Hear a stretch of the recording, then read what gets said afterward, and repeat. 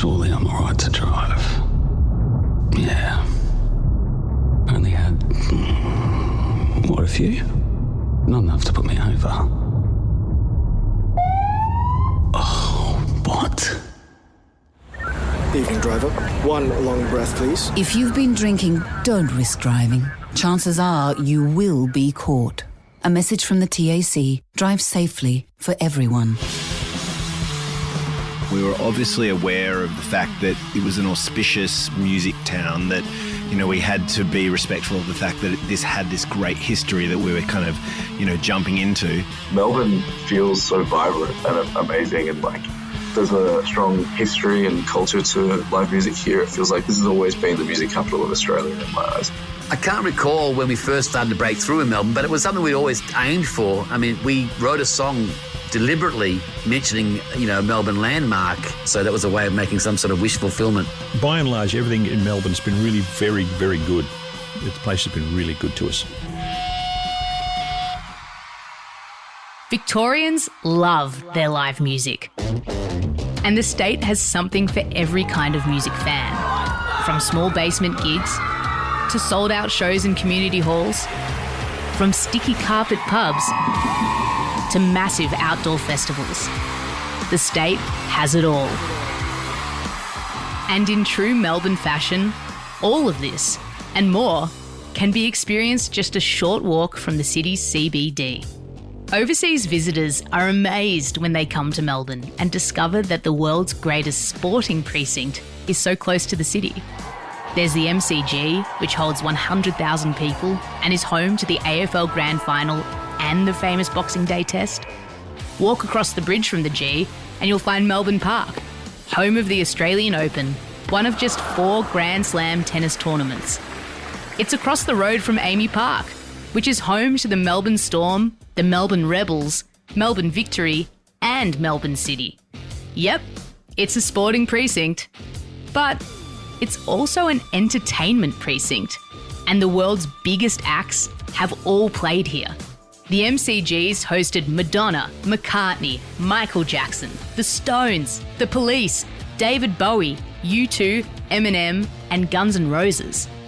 While over at Amy Park, Bruce Springsteen, Taylor Swift, Elton John, Queen, Foo Fighters, Ed Sheeran, and Sia have all done massive shows. And Melbourne Park has 3 first-class venues: Rod Laver Arena, Margaret Court Arena, and John Cain Arena, where everyone from Beck to the Wiggles to LCD Sound System to Robbie Williams have played. I'm Alex Lahey, here to continue our journey inside Victoria's passionate live music scene. Grinspoon's Phil Jamieson remembers going to Melbourne Park in 2018 to see Talking Heads legend David Byrne.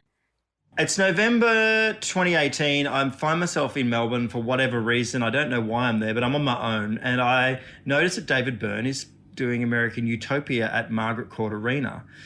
And it's presented by Frontier. So I'm like, all right, I'm going to try to blag my way into this gig. And, you know, I call the various people, Sahara, etc., to go, falls on deaf ears. I was like, I'm going to buy a ticket. I'm just going to buy it. I'm going to go because it's, you know, it's once in a lifetime opportunity to see David Byrne. I've never seen David Byrne before.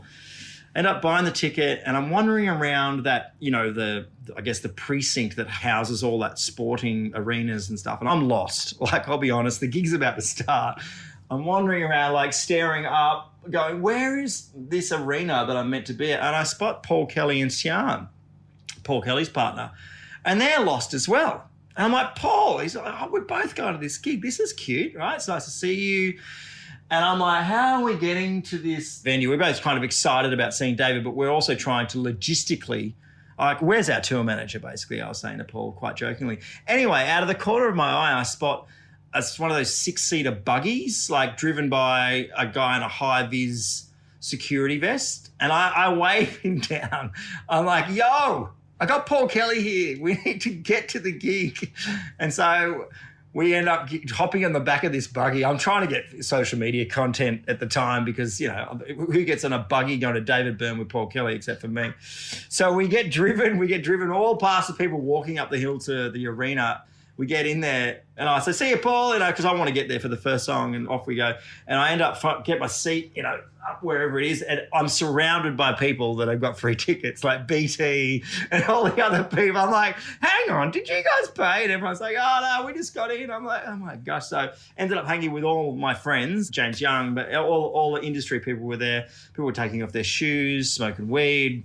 It was an incredible show. And it was just kind of funny, the people you meet trying to get into a David Byrne concert in Melbourne, the musical capital of the world.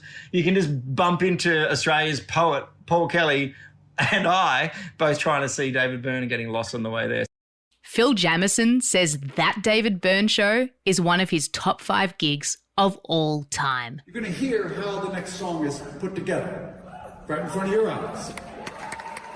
Just a short walk from Melbourne Park, or a ride on the number 70 tram, is the famous Corner Hotel. Richmond's been home to many great venues over the years, including the Old Greek Theatre, the Central Club, the Great Britain Hotel, the Kingston, the Tiger Lounge, and the Richmond Club. But these days, the Corner is Richmond's big gig. For any Aussie artist, selling out your first Corner show is a major milestone. And let me tell you from experience, you never forget your first. And then there's the infamous Corner Pole. It's been called a pillar of the Melbourne live scene. The first thing when you talk to someone about the Corner for the first time is how many times they've been stuck behind that pole. It seems like there's a few people that's the only place they can find to stand. Had to give them a bit of advice about better directions to go in to not stand behind the pole, but it's pretty iconic. I think that getting rid of it means that the rooftop bar wouldn't exist because the roof would collapse, but, not much you can do there. That's Sally Mather, who worked at the Corner for a decade, talking about the venue's famous pole. Yep, smack bang in the middle of the band room is a pillar that is so famous, it even has its own Facebook page. The pole at the Corner Hotel has nearly 2,500 followers, and the page proudly states it's been blocking your vision since 1871. Rebecca Russo wrote a love letter to the Corner pole in Time Out, though she admitted, standing behind the pole is way worse than being behind a tall person. Tall people sway to the music. Tall people are often very kind and let you stand in front of them. This pole does not move for man, nor beast, nor act of God. During COVID, many people wrote about how much they were missing the Corner pole, while the pole itself posted, "Hey, I missed you guys. It's getting awfully lonely in here." Bands from interstate love playing at the Corner, but those poles, well, they can be a little confronting at first. Here's Kieran from Spacey Jane. I like the Corner in Richmond. I'm a massive fan of too. Apart from the fact that there's just 2 giant poles, I guess they're load bearing, they're necessary to keep the place safe. But that has always confused me.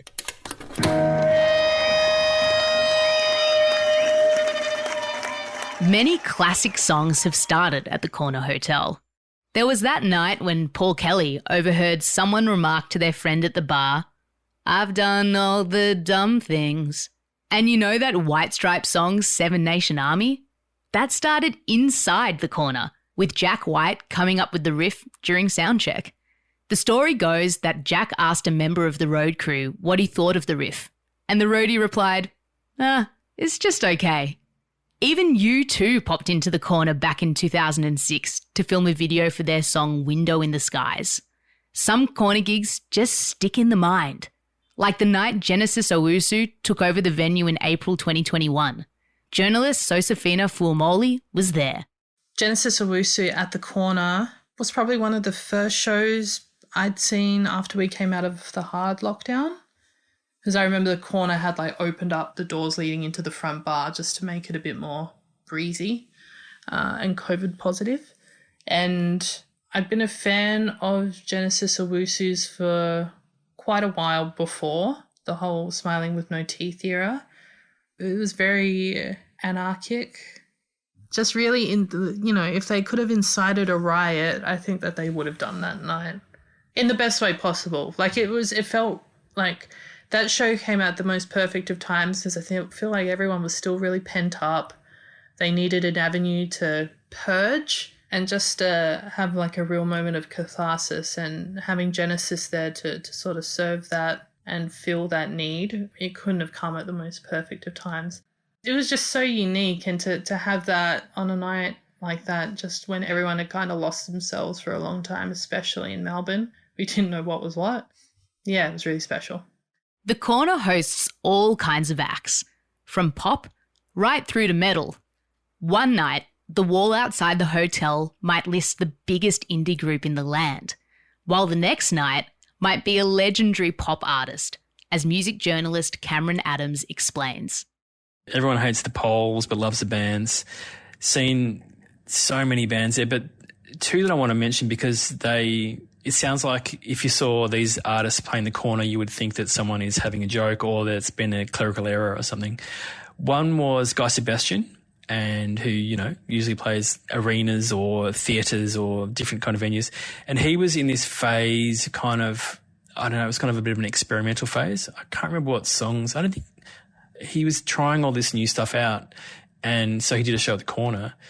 And yeah, like a lot of it was he was going through that sort of phase where he had the little keyboard you play yourself with the little drum tap kind of thing, and like creating sample sounds. And it was very, I'm not saying it was a trough in his career, but it was just a more experimental time.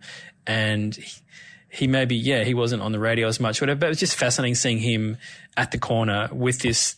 I don't want to say a lot of the people there maybe hadn't been in the Corner before, but it wasn't the usual Corner kind of crowd. Like you saw people walk in going, where do I go? But just flocking for the stage. And then some people who obviously didn't navigate around the pole properly and realised, there's a pole in front of me. But yeah, that was really good. And he seemed, I guess he got launched in a strange way. Like he went from nothing to everything. So he probably didn't pay his dues, but playing the Corner is a rite of passage. So it was good to see someone like him actually at the Corner, and he was great. Like he was really engaging. Cameron also has fond memories of the night the Corner Hotel became the Tiny Tina Arena.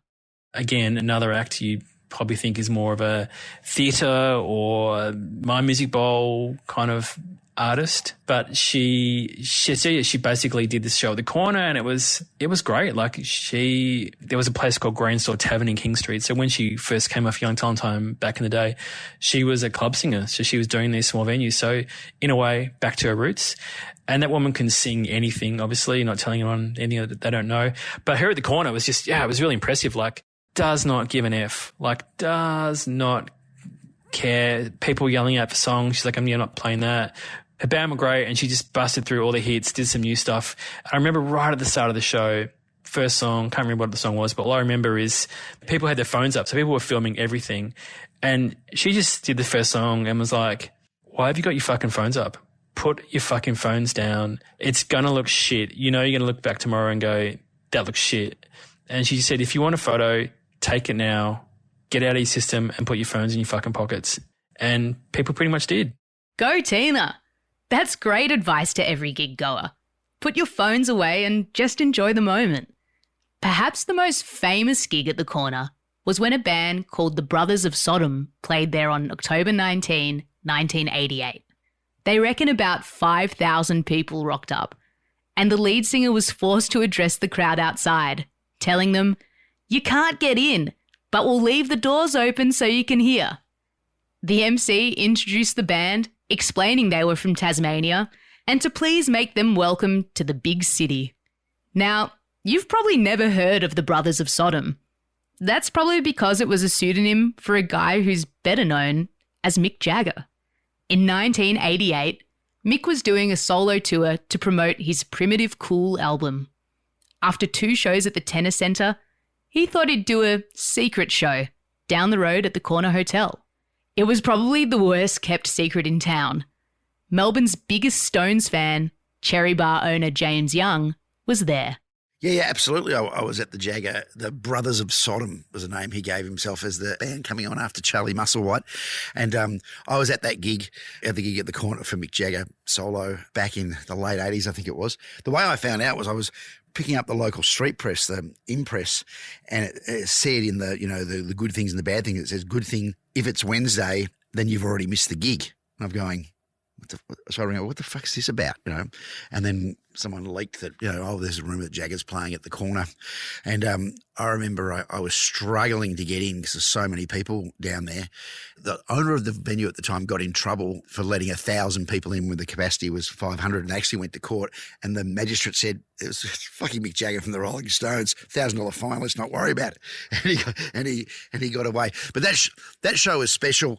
Melbourne's second biggest Stones fan, a punter named Richie, was at the show, and he remembers it like it was yesterday. Word got out pretty quickly, pre-social media, but word gets around with these kind of things. And there was probably 200 people more inside than were truly permitted, and there would have been another 800 people or so outside. That was an amazing gig. I was inside. I was crushed. I was one of many who probably almost came close to needing a paramedic or some kind of medical support because it was just so hot, congested, sweaty. It was fantastic. It was that perfect kind of venue, what you want in a gig. It was an amazing, incredible gig, one that clearly is still with me. I can recall moments of it throughout, certainly the band having to stop and pull people that were being crushed against the stage. So that was pretty wild. A few months before Mick Jagger popped up at the corner, another Englishman wandered into the venue one Monday night and asked if he could get up on the stage and jam.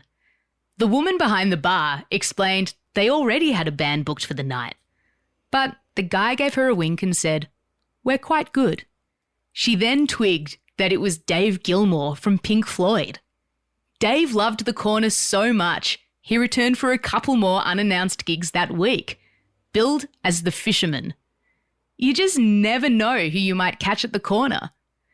In 1996, Crowded House said farewell to the world in front of more than 100,000 people on the steps of the Opera House.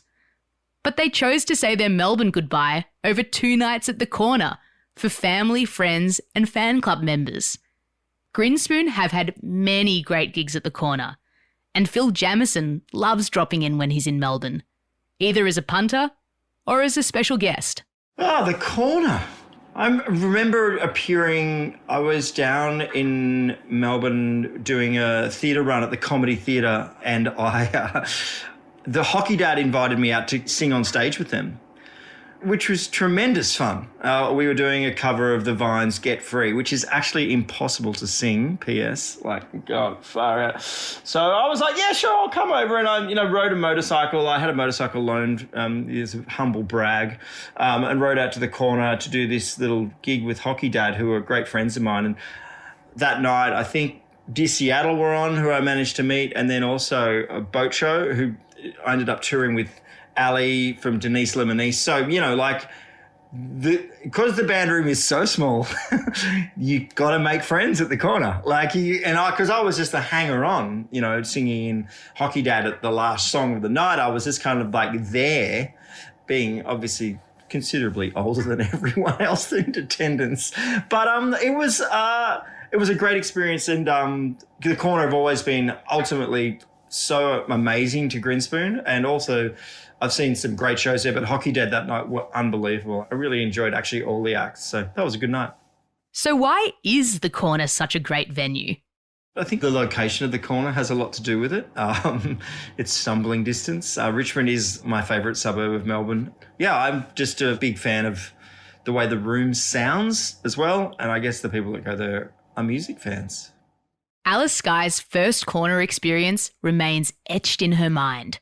And the first time I played there was actually with Uncle Archie, and I was thinking about that recently, being in the green room, with that very recognisable carpet, and yarning with Uncle about his first gig there and, his memories of the green room and his memories of the crowd there. And I think that's something that's so special to me, is thinking about, who's been on those stages and what's happened in those rooms. And that's something else I love about live music, is just you can't recreate the same gig more than once, it's that's just what happens. You can play the same set, but it's never going to be the same, it's a something that happens when everybody gets in the room together, and I love that. Alice remembers introducing herself to Archie Roach backstage that night. Gosh, I'm like, I have so many stories about the corner when I stop and think about it. I've been really lucky to play a lot of support slots there for people with my band. We've had our dog in the green room. I think from that same gig with Uncle Arch, I remember, because I was so nervous, I think it was my first time meeting him as well, and it was pretty early on in my career. And I remember introducing myself and saying, I'm a Wagaya Wamba Wamba person from Western Victoria, and Uncle Jack Charles was in the crowd. And when I said that, you could just hear him kind of out the back go, "Way!" And just that support, especially when you introduce yourself to a space, I think. I think mob, we do that kind of wherever you go, traveling somewhere and just introducing yourself and your mob to the country that you're standing on. And that can get lost in cities because it doesn't feel like we're on country because we're surrounded by so many buildings, but, we still are. And that memory's stuck in I can hear, Uncle Jack Charles with his great voice responding to that. Sally Mather started working at the corner in 2010. Sally was the venue's music and marketing manager and saw loads of great gigs over the next decade. Oh, there was so many. Probably my most exciting moment personally was getting to meet Sharon Jones. She had a sore throat. We offered her some throat coat tea just to help her, and she's, she kind of looked like an American tourist with her bung bag and her visor on. And she's like, "Oh, honey, I don't need no throat coat tea. I just needed a shot of Jamo and I'm ready to go." And the venue manager and I that were standing there almost collapsed because we were just even more in love with her. So that was very exciting. Cav Temperley from Eskimo Joe remembers their first headlining gig at the corner, which illustrates what a team effort live music is and how getting the sound right is a big part of the show. Well, the Corner Hotel was one of those venues that we always wanted to play because it was, one of those benchmark venues that when you got to a certain size as a band, you would get to play the Corner Hotel. And I don't think we really got to play it on our own headline show until we released our second record, and the first single had come out, which was a song called From the Sea. And it was doing really, really well, on Triple J and all the rest of it. And we had we couldn't find a guy to mix us, being a band, you need a mixer. It's really important. It's how you sound consistent every night. Anyway, we got to the Corner Hotel and we had this band, I think called Miles Kane or something like that. They're an English band. They were supporting us, and it was meant to be a big deal that they were going to be on the bill as well. But they brought over their English mixer, and so we'd done our whole sound check. It was a big deal. We were playing the Corner Hotel finally as our own band. We'd done some supports there, but this was our gig, and we got up to play on stage, and the English, the big English mixer had gone and completely reset all of the graphics and everything on the mixing desk. So. And of course, the guy who we'd taken on tour with us clearly hadn't done his, due diligence and gone up and checked all of the EQs half an hour before you go on stage. He'd just done what he probably normally did in Perth, which is just rock up and turn it on and turn some stuff up. So we opened the set with From the Sea, and we had the fold back. And then the mixer, who shall remain nameless, who never mixed us again, should I say, had this microphone, and there was all these young kids up the front, so happy to see us play. And he just gets on the microphone, he's just like, "That last mixer was a beep," and he's fucking rah rah rah, and just starts yelling through the foldback wedge, and all these kids are just like, "What?" Anyway, we got on with the show. I've still got pictures in my phone actually from that show because for some reason we did a whole lot of pictures that night, and the show we managed to pull it off. We got through it, but my biggest memory was the sound guy swearing through the fallback wedges at everybody in the front row. The corner is also a favourite for British India's Matty O'Gorman, though there's also a downside when you're a hometown hero. But our favourite gig in Melbourne would have to be the corner, mine personally, just because it's one of those things where it's your hometown show. And it's always so stressful because you've got family coming and people want to be put on the door. You're always getting a call 5 seconds before you're about to go on stage from your drunk dickhead mate going, "The bouncers aren't going to let me in. Can I come and help me out?" All of that. But the best thing about the corner is everyone goes to the front bar afterwards. Normally when you play a gig, like at another venue, they'll just kick everyone out. So all your friends are like scattered around the city. There's no central meeting point, but the corner, you play, everyone can hang upstairs, downstairs, you finish, you go out, and everyone's there. And it's always just like a party. It's almost like hanging out afterwards with everyone sometimes is more special than the gig. When you visit the corner, be sure to make a brief pilgrimage to see the one and only Molly Meldrum. A statue of Molly and his beloved dog Ziggy is just around the corner, from the corner. Speaking of statues, you can also say hello to Michael Gudinski when you go to a gig at Melbourne Park. MG's statue is just outside the entrance to Rod Laver Arena. Barnsley's manager, John Watson, loves the show at RLA, and it always brings back some vivid memories. If you've got, Jimmy Barnes and 10,000 people going off, then, you're going to end up with something pretty special. It also, Rod Laver Arena just always reminds me of Michael Gudinski. It always felt like you were sort of, welcome to my house. So anytime you're at Rod Laver, it always sort of brings back a fond memory of Michael. I love that there's the statue out front of him now. I think we're ready for this. We're ready for this.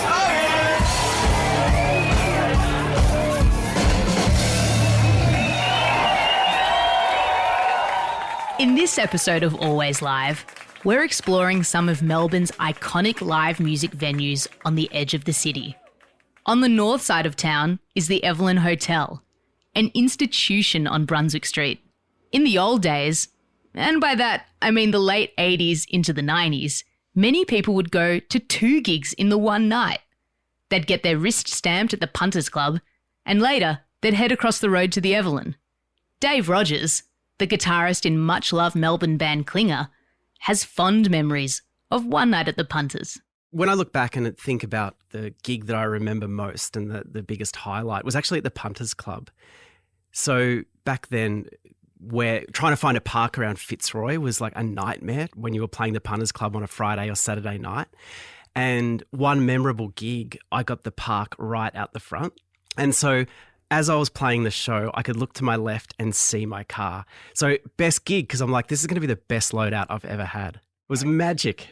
Well, because the other thing about parking around Fitzroy back then was that the parking inspectors were brutal. Like if you pulled up or double parked anywhere, you'd come back 5 minutes later with a parking fine. And at that stage, like $150 parking fine for a young musician, it would have ruined me financially. I think in the Klinger archives, there are actually a few photos of us with great parks that we've got. They're the moments that you really treasure. Yep, sometimes a great gig can be all about a great car park. Cav from Eskimo Joe recalls another night at the Punters, which he didn't enjoy so much. I think at that point in time, we had this band called Lash who were supporting us, and we'd sold out the Punters Club, which was a big deal for us. And everyone in the band was smoking, apart from me and Stu. Everyone was smoking backstage, and then you'd get out into the venue and everyone in the front row is just fagging away. And then you'd sing, this high octane set. And I remember getting back from that tour and just after that Punters Club show and having no voice because it had been like I'd smoked 10 packs of cigarettes.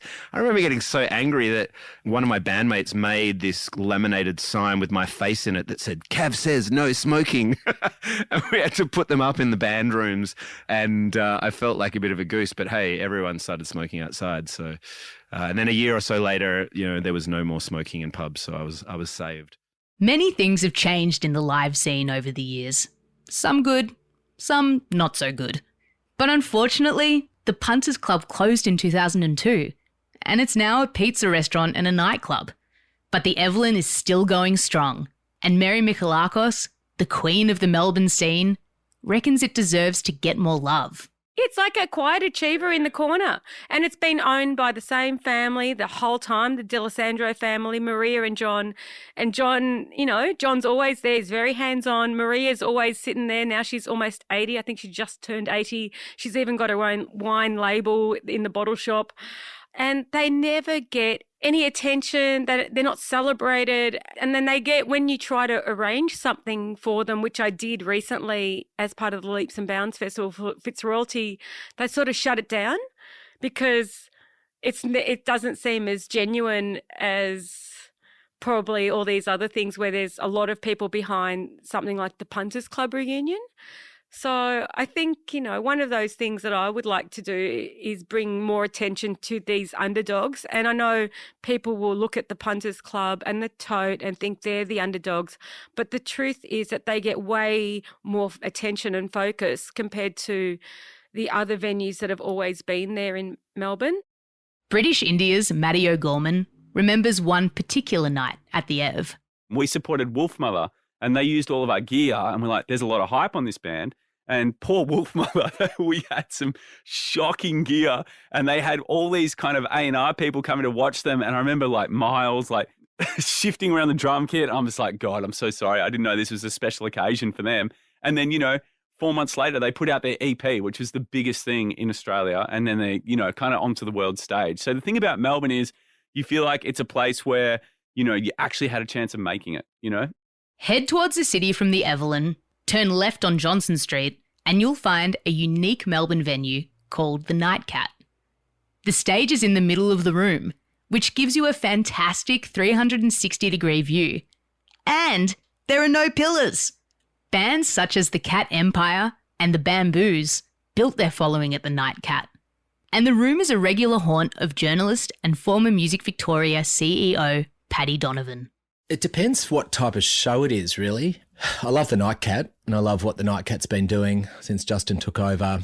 It used to be a sort of Latin dance bar, and, there's no venue like it playing in the round. And so King Giz did a series of 7 shows in a row there about 5 years ago, which was pretty spectacular. I've seen all sorts of bands play there, and actually just being able to move around. I always move around at a venue to find the best vantage point, and I really like what the Night Cat's doing. They've got some exciting things happening. Walk back along Brunswick Street towards the city and you'll discover the Workers' Club right on the corner of Gertrude Street, which is a favourite of music publicist Emily Chung. Workers' Club is always a winner. Love the Workers' Club. What's good about it is that it's a small room, it's got great sound, it's got a real vibe in there. It's easy to bring the vibe. You can change the stage and set it up to have whatever vibe that suits you. And it's just it's an easy location.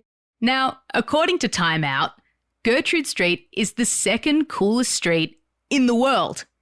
Every year, the publication ranks the world's best streets based on food, fun, culture, and community. In 2022, coming in at number 1 was Wellington Street in Montreal. Now, that's a pretty nice location, but it doesn't have a live venue as cool as the Workers, which has bands pretty much every night of the week and one of the best Palmers in town. And we have to point out that the Living End's Chris Cheney has never written a song about Montreal, but he did write a song about the Workers. On his debut solo album, Chris sings about hearing 2 people talking at the Workers' Club. I'm just trying to think now whether I've actually played a gig at the Workers' Club or whether I've just drunk there. I've done a couple of little guest spots, I think, for people. I think I might have got up and played at someone's birthday party that they were having at the Workers' Club one night. But the thing about that place, how it ended up in the song, was that when I first started recording this solo album, it was at a studio in Collingwood called Red Door. And we were staying just somewhere off Gertrude Street there. So we'd walk every night when we'd finish the session, we'd walk past the Workers' Club to our hotel. Except we wouldn't walk past, of course, we'd walk in. So that became the sort of nightly watering drinking hole. And then, I don't know, it's a funny thing when you write songs. Sometimes, just places and whatever just kind of pop themselves into the song. And it just kind of rolled off, I heard 2 people talking at the Workers' Club last night. It just seemed to flow, and it's made up that bit, of course, there was always a lot of people in there. It's a pretty pumping kind of venue. But, I really wanted, this album to kind of, as it was recorded, all around the world sort of, I thought it was nice to have a Melbourne pub reference in there. The Workers' Club is a cosy band room with a cap of just 260. But some superstars have played here, including Lord, Tones and I, Vance Joy, Barnsey, Gang of Youths, Casey Chambers, and Slash from Guns N' Roses.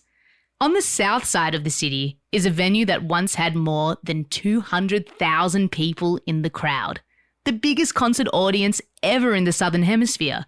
The Seekers hold the record at the Sydney Myer Music Ball, an open-air venue that was inspired by the Hollywood Bowl in Los Angeles. The bowl opened up in 1959, The Seekers show was in 1967, and the venue has hosted ABBA, Paul McCartney, Bob Dylan, Bon Jovi, Neil Diamond, Neil Young, Metallica, Pearl Jam, and many others. And when Peter Garrett and Midnight Oil put the band back together, they played the bowl in 2017. Josefina Fuamoli was there, and it blew her mind. It was crazy. It was crazy. I've got a photo of Peter Garrett lighting a flare in the bowl, and I was just like, is this an OHS thing? He's running around the stage with this flare. And that was the first time I'd ever seen Midnight Oil, one of the first times that I've ever been at the bowl, and that changed a lot of things for me, to see a band of musicians at that point in their career. It was almost like they'd rediscovered themselves and they came out revitalized. I mean, this was when they were first getting back on the road after, 10 or so years of not doing anything. The sound was produced magnificently, and I remember because we left not long before the end, we're walking back up the hill, and it was like the sound was getting better the further away we were going, which is weird because it's sometimes like it gets more muddled and worse. But I think the way that the amphitheatre is built and orchestrated, the sound just travelled up so beautifully, and it was a really still night. And I remember walking up and we could hear the brass section way clearer up on top of the hill than we could actually in the bowl. So we were like, oh man, no, we can't go back and have a look at it. We can't go back and have a look at it. But it was that was probably one of the best shows that I've been to since I've been living here. And since then, there's been like too many to count. But yeah, in terms of shows that kind of stick in the back of my mind and kind of have that impact on like, okay, like we're really lucky we got to work, not necessarily with these musicians, but even in the same kind of breath as them. It's very privileged. Midnight Oil's manager, John Watson, loves the bowl. I think different venues suit different artists. I've had great memories at the Maya Music Bowl if you get a good night for it and you're lucky enough to be, or if it's a bad night, you're lucky enough to be undercover. But I do love the Maya Music Bowl. I think it's got a really sort of unique proximity to the city, but a natural thing. It always sounds really good. The Oils have done some famous gigs at the bowl, including the Stop the Drop show in 1983, campaigning for nuclear disarmament. And that show that Josefina talked about was memorable for many reasons. The promoter, Michael Gudinski, was in a very excited state backstage. Michael Gudinski had been bounding around backstage, holding the Melbourne Cup, which he'd won the day before, and he hadn't been to bed since. That was pretty great, until it wasn't. So, what went wrong? Well, during the last song for the night, Oil's guitarist and keyboards player Jim Magini slipped and tore his hamstring off the bone. Ouch! For a while there, it looked like we'd need to sort of fall at the very last hurdle of this massive world tour. They'd done, 73 out of 75 shows, and it looked like that was going to be it. Jim ended that night in hospital, but the tour went on. He did the last couple of shows in a wheelchair. Many strange things have happened on the bowl stage, including that night when some local music luminaries like Paddy Donovan, who was then the music writer at The Age newspaper, ended up on stage with Neil Young. And I got one of those phone calls, which was asking me to be an actor on stage during the Neil Young Greendale show. And so Warwick from Greville Records and myself and Dan Warner were sworn to secrecy, but we were asked to dress up as angry farmers and get up during Greendale with pitchforks and be actors on stage at the My Music Bowl, and then come back on for the last song where it was just this big dancing celebration. So we were all, everyone I knew had tickets to the show. We were having beers beforehand. I just had to keep it all very quiet. And then I had to sort of disappear at a certain time.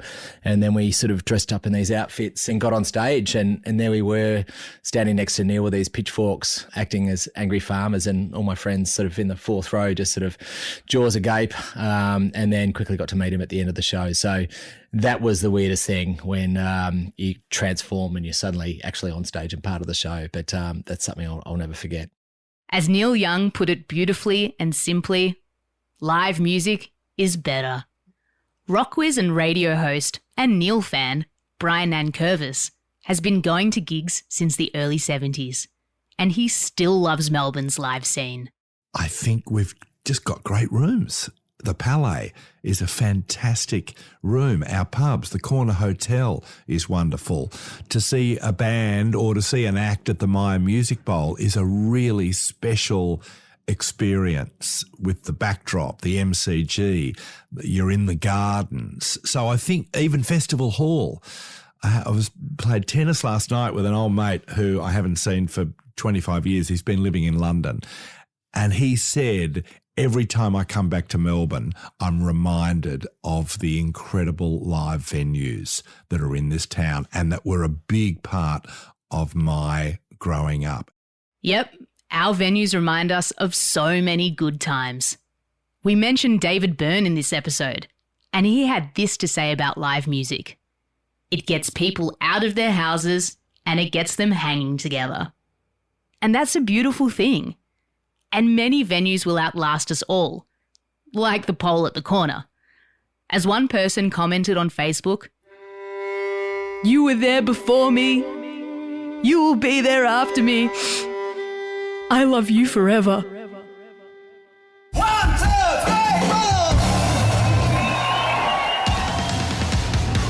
Coming up on Always Live, we head southside and visit a venue that was once military HQ for an American general. Like it was actually a base for General MacArthur in the World War II. And we'll remember that time when Whispering Jack turned up for a gig at the Espy. That's next time on Always Live. This episode of Always Live was written and researched by Mikey Carl, Jeff Jenkins, and Luke Wallace. Audio production by Ben Oakley. Produced by Dave Carter on behalf of Media Heads. If you dug this podcast, feel free to share it, write a review, and subscribe to the series on your favourite podcast app. Sharing is caring. And if you want info on some awesome live gigs coming soon to Victorian stages, follow Always Live on Facebook, Instagram, and Twitter, or visit the website alwayslive.com.au.